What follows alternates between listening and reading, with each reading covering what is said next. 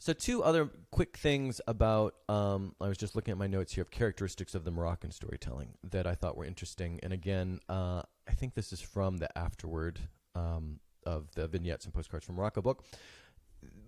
But Aaron was talking... The book that we'll be celebrating. The book that we will be Friday celebrating night, Friday, Court of Madeira, 7 p.m., December, book again, passage. 7th book passage, which, of course, I'll say 5 more times before the end of the show. But she was talking about it, that Moroccan storytelling involves the audience in an active way. And she was talking about how at Café Clock, for example, this is from Aaron, I had a little boy sit on a throne as a king, a table full of college kids were the court, there was another guy who was the king's advisor.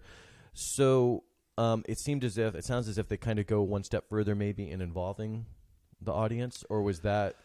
I don't think always they do that. Okay, I mean, typically the forum really, and even when we were there out in the Medina, there were storytellers. Apparently, according to Hajj, he doesn't do that. As well. You need to get a license from the government now to do that. Yeah. So you got your little corner. Yeah. But it wasn't even primarily for tourists. It was Moroccans gathered around to hear the story, and that form of storytelling.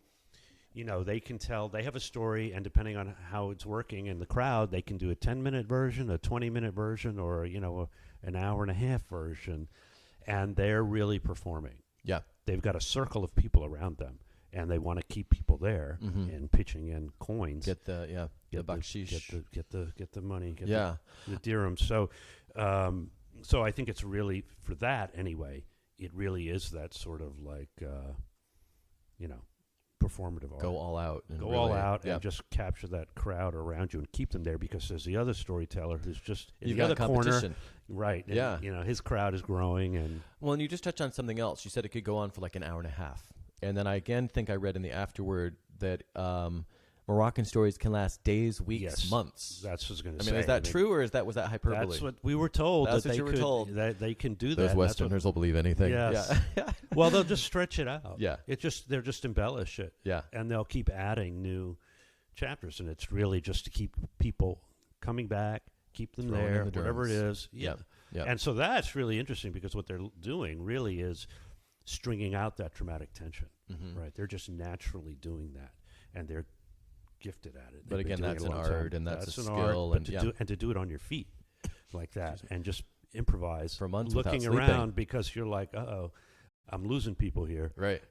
Or I've got a big crowd. I'm going to really string this thing out, or really pull these people along, and that's a real gift. You can do that. So that's what they're doing. They're really. It's sort of like now with the kind of episodic television that we have on cable. That's really this new golden age of television. Right. The binge That's watching. what they're doing, right? But there are story arcs within each episode, but it carries over. Then there's a bigger arc, and it carries over to the next season. Exactly, and that's why you do the binge watching. Yeah. Right? So that's what they're doing, also, right? You're kind of doing both at the same time. You want a satisfying arc within each episode, but you also want it to hook people to keep a longer, bigger arc going, right. And including to the next season. Yeah. Right. Yeah. So that's a trick, and Interesting. they're doing it amazingly well. Yeah.